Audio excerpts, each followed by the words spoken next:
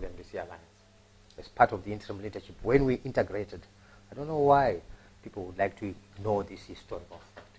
When we integrated the party, we established an interim leadership pending Congress. That saw Honorable Biti being deputy chairperson of our party, Honorable Komichi being vice president, Honorable Waxmumbe being another vice president on an interim basis pending our Congress. So we then went to Congress, and Honorable Komichi contested for the position of vice president, and he lost. Let me just take you back to one of the contentious issues, which interestingly you were also an advisor to the late Morgan Richard Changirai. When he made these appointments, how did this settle within the party when he made the now President Nelson Chamisa and Honorable Mzuri as the deputy presidents? They were not vice presidents, they were deputy presidents, if I'm not mistaken. The difference is the same. Okay, but the different names as far as it meant. What made him to arrive to such a conclusion? A decision was made at our 2014 Congress to appoint additional vice president. That decision was made at our 2014. It wasn't the personal one that he just made? Okay. It was a 2014 Congress decision of the party. Okay. And what then happens is that after our Congress, the Congress will probably be 10,000 record, explaining this process himself. It's on public record. To say, yes, we've just met as National Council sitting as Congress. We've concluded the business of Congress, including the appointment of vice presidents. So this was done perfectly in terms of the constitution of the party. What Honorable Munzora has done to us as an organization, in my view, is that explaining what the party went through. I'm sure we would have loved to have heard this video so that we play it to our viewers so that they fully understand this issue. I think it would be a very much interesting one. I think also more importantly, you've just led us to a very interesting opportunity that we want to set hopefully sooner than later, where we need to have Honorable Ngonzora and you as well so that you get us these issues. I'm quite happy to do that. Oh, definitely. So that's a call that's coming through, and we're going to be excited to try and have Honorable Ngonzora with you so that we get to discuss these issues that you actually know better as party members. Just before we take in calls, Honorable, do you see yourself at any moment in time sitting down with Ngonzora and Komichi? Have you tried this? Has this been an option to try and sit down and talk and discuss these issues as a party? Have you gone to that position? First of all, let me say that we are political opponents. We are not enemies. Okay, we've had a political difference. I do not rule out possibility because we are Zimbabweans. We are citizens. That maybe.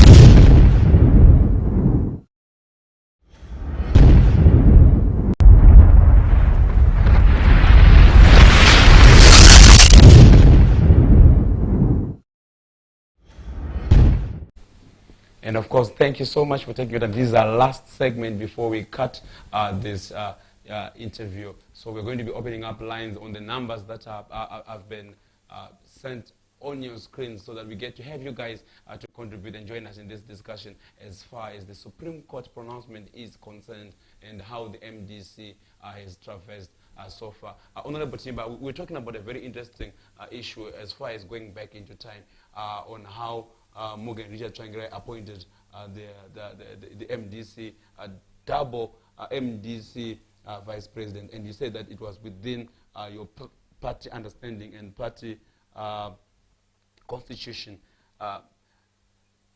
What we know clearly is during that moment, Thokozani Kupe left the party to form MDC-T, and you were still MDC by then. And this is the same party that we are now supposed to be going back to. Has Thokozani Kupe formally left, or she just stopped attending meetings when Tsvangirai was still there? How was the relationship like, and do you still hold her as a member during that time? Did she formally leave, or she was just not happy and she stopped attending? How was it like? Thokozani Kupe stopped attending meetings of our party in July of 2017. And we hear gripe with our then president and the rest of the leadership of the party was that she was against the formation of the MDC alliance. In particular, she was against the bringing back on the table other democratic forces like Professor Wolfgang Gilbe, Honorable BT, etc. That was a disagreement with the leadership. She did not want unity. Why? I think you need to be able to call her here and ask her. But I think she's on public record to say, I do not want an alliance here in Matabeleland. And so forth. How do you score here with Washington? Was she, did she feel threatened by Washington?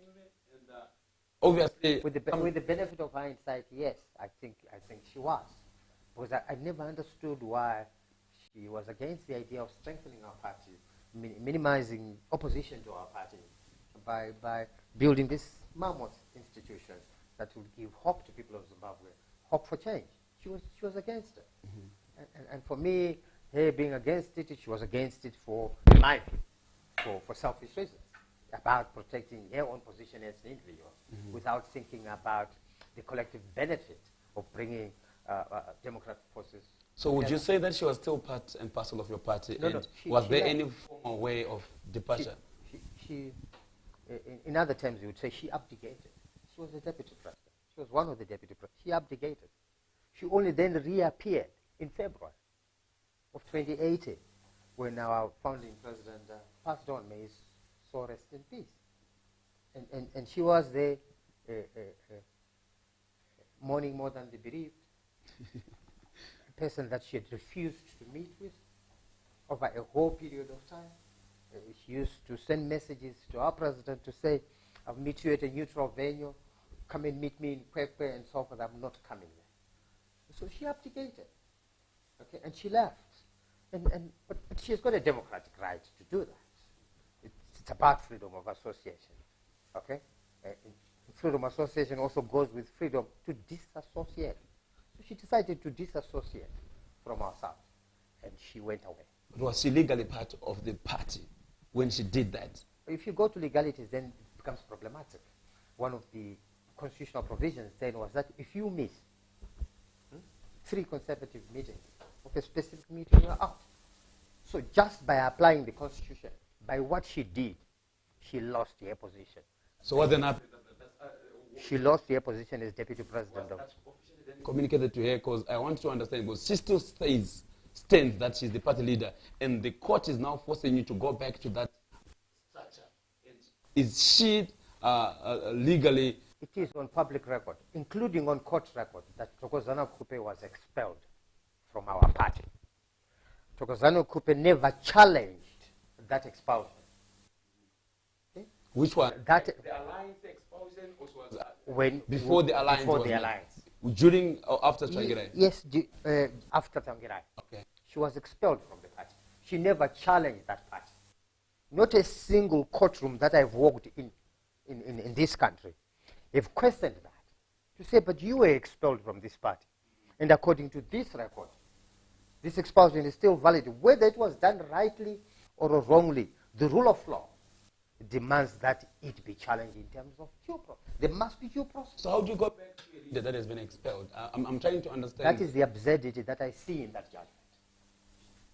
Okay. Why was this presented during the time that you guys were fighting? It is in court papers, the original court papers which were submitted before Justice Mshore, the High Court. It's there. It is there that she was expelled from the party. Now you have a court decision purportedly saying that you must associate with this person that you expelled. With all due respect, I speak as Jameson Timba here. I have my rights, my constitutional rights to associate with a person that I want to associate with. I have no desire to associate with Madame Cooper. She's a very good person, but I have no desire to associate with her politically. No one, including a court, is going to compel me. Thank you so much, Honorable, for this insightful interview that we have been having right here with you. I think what we need to do is we need to escalate this. We are going to be calling you again once more time. We need to have Honorable Ngonzora and you so that we have this discussion. Let's take it a bit to the next level so that we don't get to answer for Ngonzora. So that we need to have to make sure that Honorable Ngonzora answers for himself and you also get to answer for you as the Secretary General, and he is now saying that he is the incoming or is now the actual Secretary General for the party. So I think we are looking forward to this so that we get to digress more into these issues and let Zimbabweans fully understand what is going on with the parties or the political parties that they've voted for. Any last parting words that you may want to have with us just before we... I just want to reassure the people of Zimbabwe that notwithstanding all these challenges, and these brickbats that are being thrown at us, we are committed to this struggle. And we do realize that our erstwhile comrades and colleagues are just pawns in this game. This is an onslaught from our main opponent, ZANU-PF.